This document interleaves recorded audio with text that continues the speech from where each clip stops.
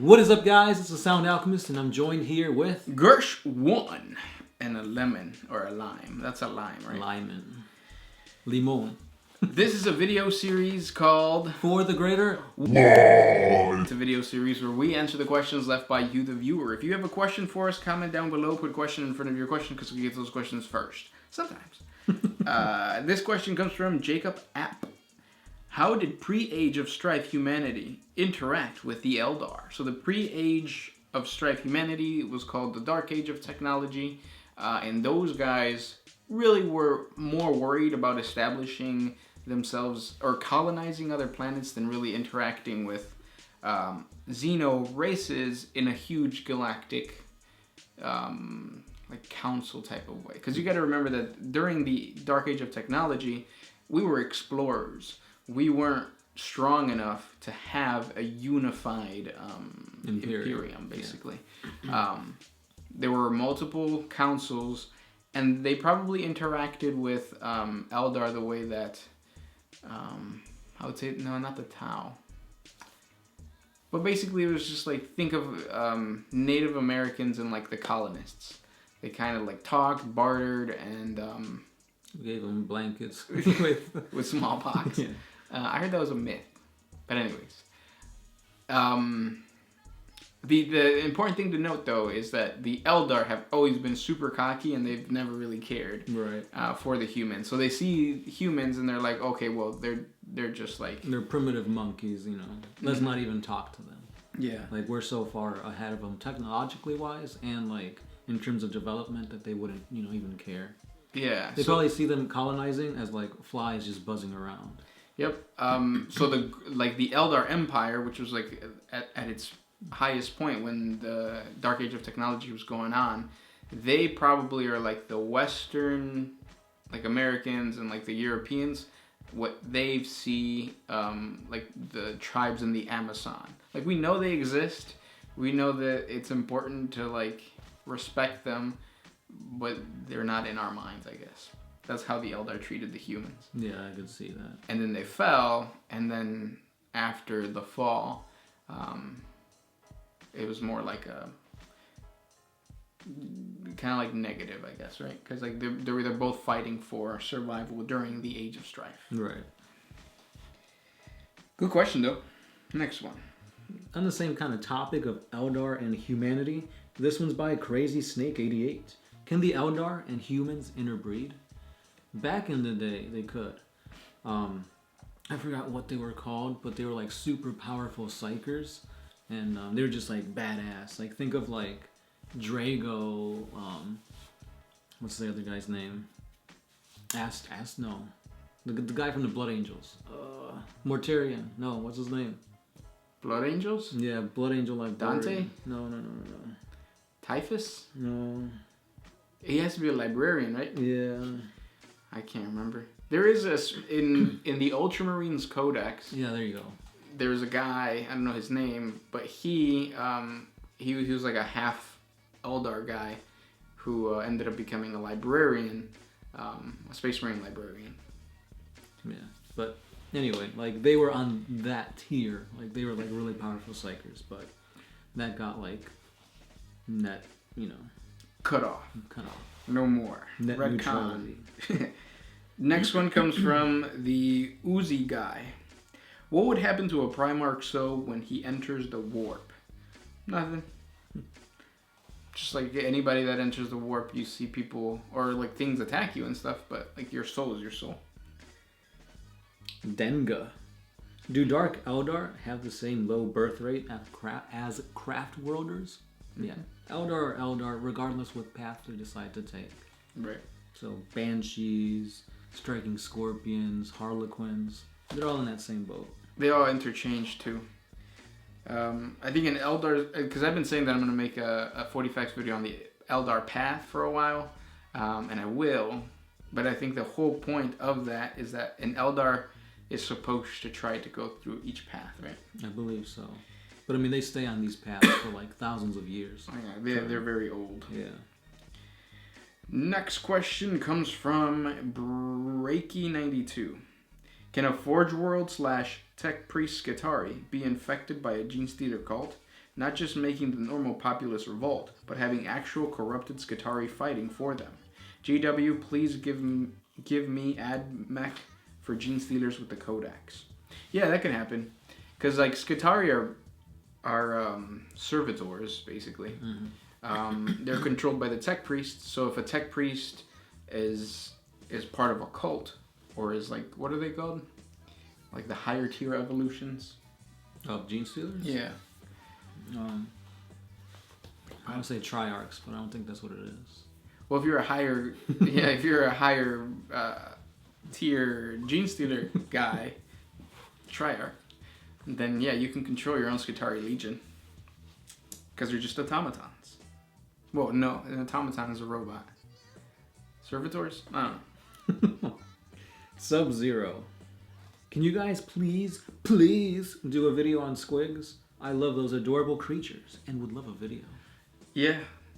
You got your flying squig, your bomb squig, your hair squig, your regular squig that you use to eat doesn't have arms. Squig goths. Yep. RAR XD. Next question comes from Nick Bradshaw. Could an average space marine beat out today's best pro heavyweight bodybuilder in a physical competition? Yeah. Most bodybuilders are short. I'm just saying. I like that little pause. Like, what's his name? The blonde guy with the... Yeah, never mind. Who's the guy with the giant braid? Heath. Heath Ledger? Is it? Phil Heath. I don't know if he has got a braid or not, but he used to be. Phil Heath is like, yeah. But he's like, I think he's close to 6 feet, but I don't think he's that tall. But the point is that Space Marines are monsters. Next question. Oh, this one's by Katia Stans. If I've got it right, lore has it that the Emperor has been around since the dawn of human civilization, albeit in the background. So, was he just hiding, or was he masquerading as other great people, influencing the progression of our civilization throughout human history? He discovered Pornhub. Yeah, pretty much. Before any of us. Mm-hmm. And he knew about it, but he was still like hiding it from us until we were ready. And we're ready. Yeah. And sweaty. And that's all the E's, I must say. But yeah, he's been just hiding out. Like currently, he's just like watching the political spectrum and making sure that, because like his whole thing was that he saw the negatives of religion. He saw that there was something wrong with like people's beliefs with connection to the warp. He didn't really know too much about the warp, but he was learning about the warp. So that's probably what he's doing right now. Yeah, next one. This one is by Jacob App.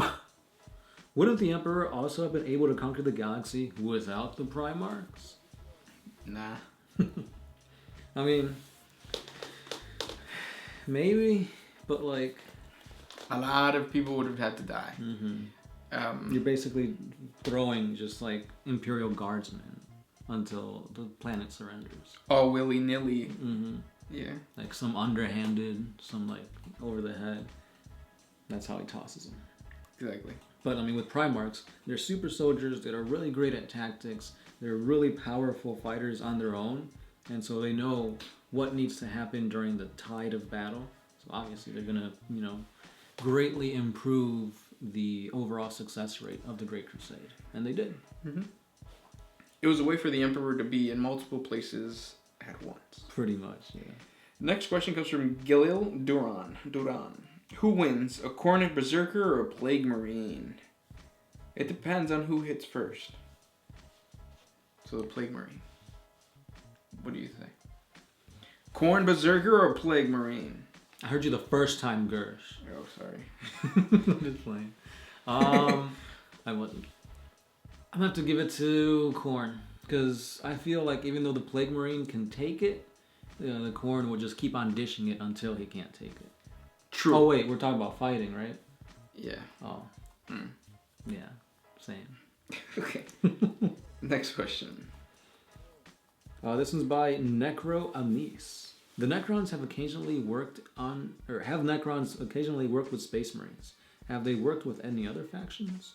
Yes, they have. They do diplomacy. Somewhat. Yeah, which was new, right? It came out 6th edition. I believe so. Because I mean, when they first came out, they were just robots. Like, yeah. But yeah, no. Now I think it's they're very diplomatic. Trazen has worked with a lot of them. They work together with the Blood Angels to fight off Tyranids. Yeah. Yeah. Next question comes from Quang Hui Nungundang. I think that's what it says. How 40K change and affect to other video games from 1982 to now? Okay.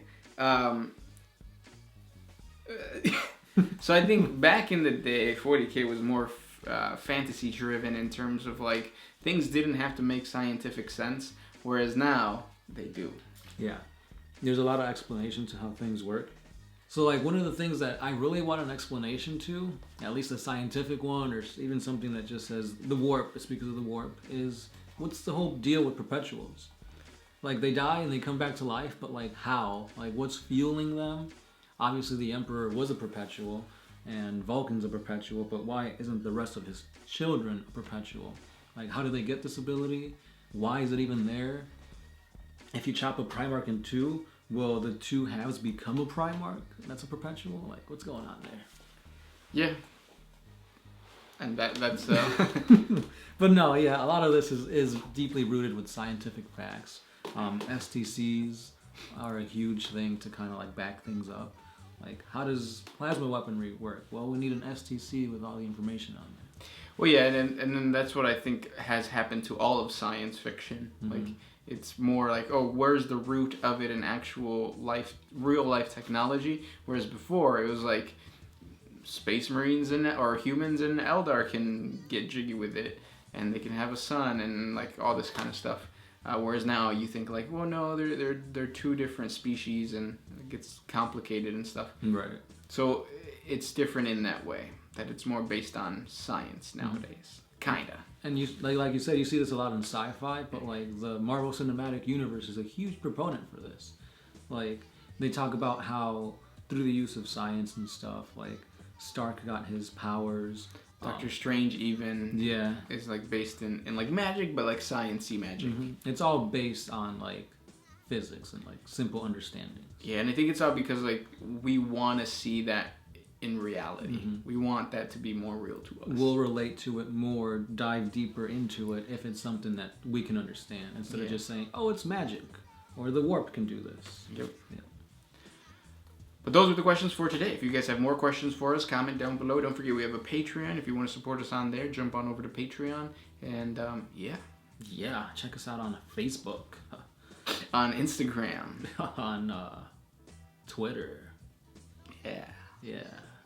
This is Gershwan. Sound Alchemist, and we're out of here. Always